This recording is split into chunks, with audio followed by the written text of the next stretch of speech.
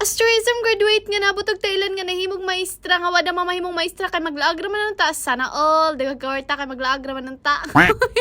For today's video, day Monday na puday kapuy abi ning adlaw mga madi. Uy, kay wala katugang Disney princess kay nagkapi kagabi aw lorat kayong mata oy ning samot nagkadako ang owl sa mata. Ang sa mabuta akong giinom kagabi. Uy, nga wala ra man ko ka 1/4, wala ra pud to ka 3/4 igo ra man tong suyop nga naman tong wala naman ko katug kagabi.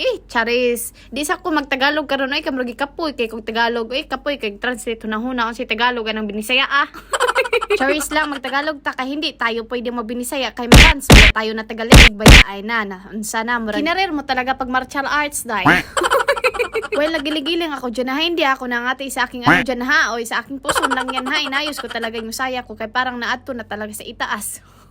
Fast forward mga ka-babes no, ay tinipid ko talaga tong corn beef ko ay galing pa sa Pinas ay wala na talaga, mag-isa na lang to ay baka naman may marami dyan ay tatanggapin ko talaga ng buong puso, charis. Hindi ko talaga inubos yung isa kakano ay nagbilin pa talaga ako para mamayang hapon ba may maiulam ako. Kung anong presyo dyan mga ka-babes no ay times 3 dito yung bilihan dito sa Pinoy Goodies sa Thailand. Fast forward na tayo mga ka-babes no, bandang alas 11 ay wala na akong klase hanggang 12:40 kaya ay hindi talaga mawala ang ating pag selfie dyan at pagka may day kaya para naman yung mga fans at viewers ko ay makita nila kung okay lang ako at maganda pa naman, charis.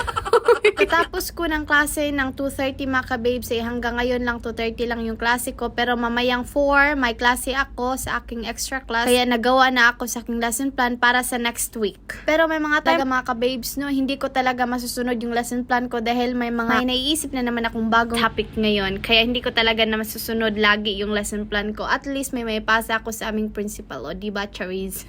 Oo, may lesson plan kami dito sa paaralan pero nakadepende lang yan mga ka-babes dahil dito hindi karamihan yung estudyante ko kaya hindi gaano kabigat yung lesson plan para sa akin. Pero kung nasa malaki kayong paaralan no ay bongga-bongga dyan siguro yung lesson plan no dahil maraming estudyante, marami ka ring klase. Pagkatapos ko ng extra classes ng 4:30 ay uuwi na sana ako pero may nakita ako dito sa labas ng aming school na may estudyante pa akong hindi pa kinukuha ng kanyang parents kaya sinamahan ko muna at hinintay namin yung parents niya para kunin siya kay baka naman anong mangyari dito sa bata at ako pa naman yung huli na nagtuturo sa kanila ay ako yung mabe-blame o diba? Kaya pag may mga estudyante pa talaga na hindi kinukuha ng parents, wag silang papabayaan. Hintayin nyo talaga yung parents nila na kunin. Was disgrasya. Sana charis!